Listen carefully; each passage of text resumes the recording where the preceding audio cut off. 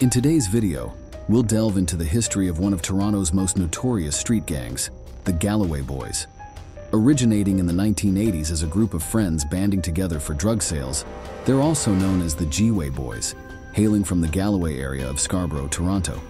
Infamous for their violent reign over Toronto's streets in the early 2000s, the Galloway Boys have left a mark as one of the most feared gangs in the region.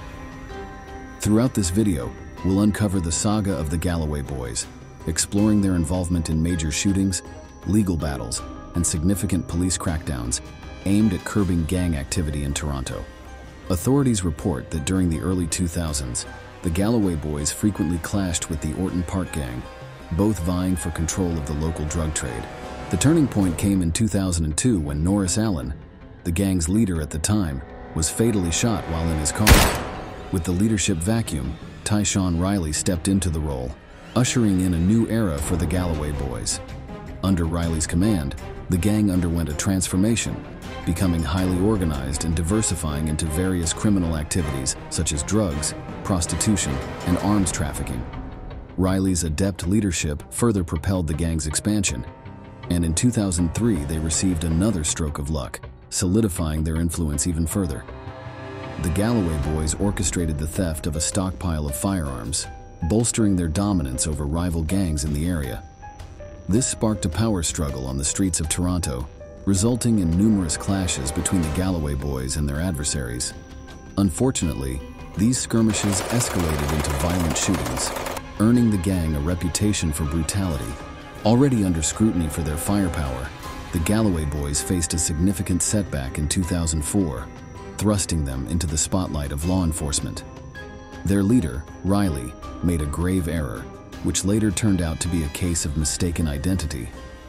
On March 3, 2004, Riley, accompanied by two other gang members, Philip Atkins and Jason Wisdom, encountered Charlton and Bell at the Malvern intersection.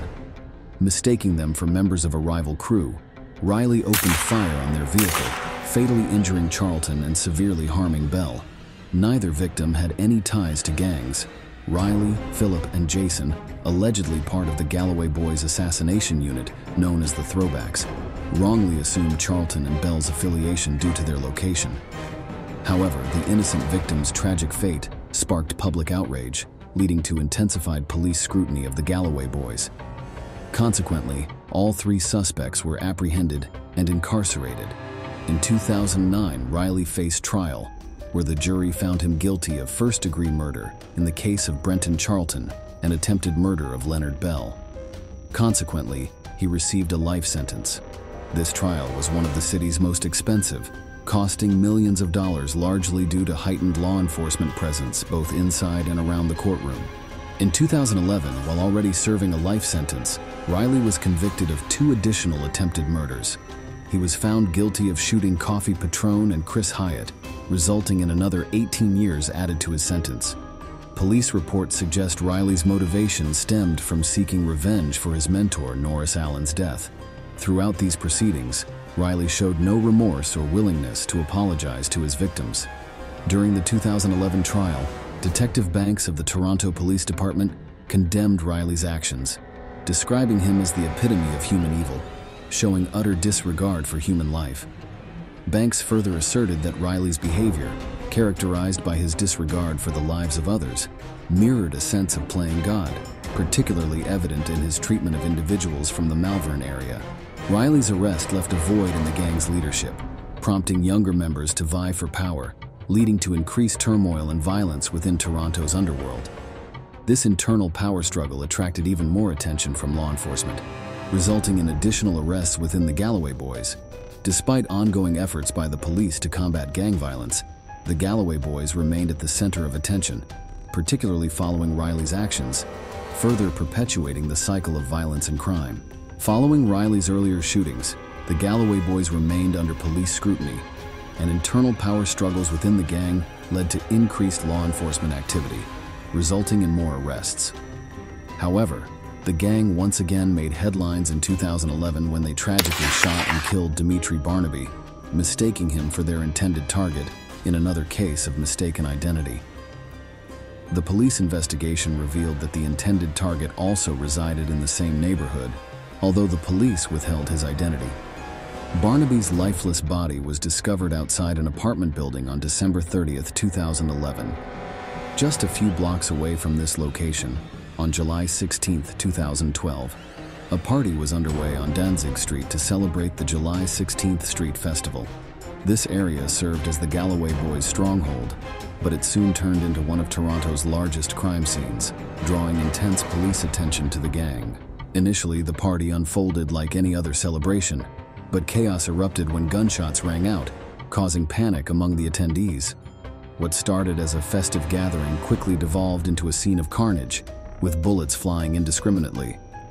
Tragically, two innocent bystanders lost their lives, 14-year-old Cheyenne Charles and 23-year-old Joshua Yasse. Additionally, 23 others sustained injuries, ranging from a 22-month-old baby to a 33-year-old man, all rushed to nearby hospitals for treatment. Witnesses remained bewildered by the sudden outbreak of violence until the police concluded their investigation, shedding light on the grim reality behind the shootout. The police investigation uncovered various clues, revealing that the shootout stemmed from a turf dispute between the Malvern crew and the Galloway boys.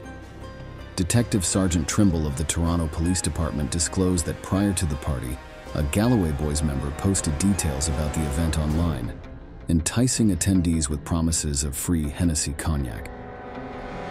This invitation attracted individuals from across Toronto, including the Malvern area, which was under the control of the Malvern crew where Charlton had been killed.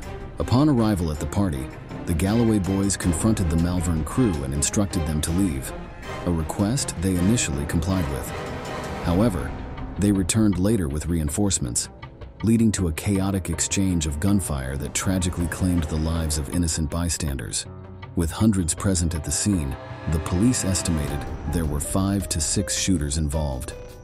During the investigation, 2 suspects, Nahom and Shaquan, were apprehended and charged in connection with the Danzig Street shootout. Nahom, known by his street name Gifted, faced charges of reckless discharge of a firearm, while Shaquan faced gun-related charges and uttering threats. However, the police later cast doubt on Shaquan's presence at the party during the shootout. At the scene, law enforcement recovered 25 shell casings and 5 firearms. Between 2011 and 2012, the police linked 3 homicides and 6 shootings to the Galloway boys, largely attributed to conflicts with the Orton Park gang. To curb the violence, the Toronto Police Department launched Operation Raisin, which concluded in September 2012. The operation resulted in 54 charges against 9 individuals and the seizure of 5 firearms. It targeted individuals involved in multiple murders and shootings, including the initial shooting at a Domino's restaurant. 3 men between the ages of 18 to 20 were shot at a Domino's Pizza on 3859 Lawrence Avenue in September 2011. The next homicide occurred in November 2011, when a 25-year-old man was shot at First Crescent and Northfield Road. Violence further escalated with the shooting of a teenager on Chesterley Boulevard in September 2012. Adding to the chaos, another teenager was involved, this time on the opposite side of the gun, attempting to shoot a police officer by pointing the firearm and pulling the trigger. Fortunately, the weapon malfunctioned, sparing the officer from harm. This incident unfolded in September 2012. Despite the success of Operation Raisin, the period spanning from September 2011 to September 2012 demonstrated that Toronto was still grappling with rampant crime. Thus, to combat the ongoing surge in criminal activity, the police initiated Operation Quell in June 2013, which proved to be another significant victory. This operation led to the arrest of 7 members of the Orton Park gang, who faced a total of 138 charges, including drug trafficking, affiliation with a criminal organization, and firearm-related offenses. In 2017, Jason Wisdom was released from custody after 13 years behind bars. Throughout his incarceration, Wisdom maintained his innocence. Although neither Riley nor Atkins testified during the trial, Wisdom did. He admitted to being involved in the drug trade, but argued that his participation stemmed from seeking financial gain after high school, rather than resorting to traditional employment. During his time with the Galloway boys, Wisdom was part of a scheme to rob $100,000 from a money mart, orchestrated as an inside job. However, police surveillance thwarted their plans. Evidence of his involvement in this failed heist was presented during the trial for Charlton's murder, highlighting his active role within the gang and casting doubt on his character. The court ultimately determined that the evidence presented did not conclusively link Wisdom to the murder of Charlton or the attempted murder of Bell.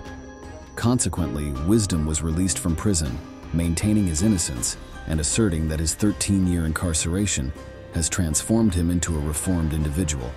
He denies any involvement in the shootout. Although Operations Brazen and Quill made significant strides in disrupting the activities of the Galloway boys and the Orton Park gang, law enforcement acknowledges that these efforts have not eradicated the gangs entirely. Following Project Quill, police are actively seeking 8 members of the Galloway boys and encourage anyone with information to come forward. While the activities of the Galloway boys may currently be less visible, law enforcement remains vigilant in their pursuit.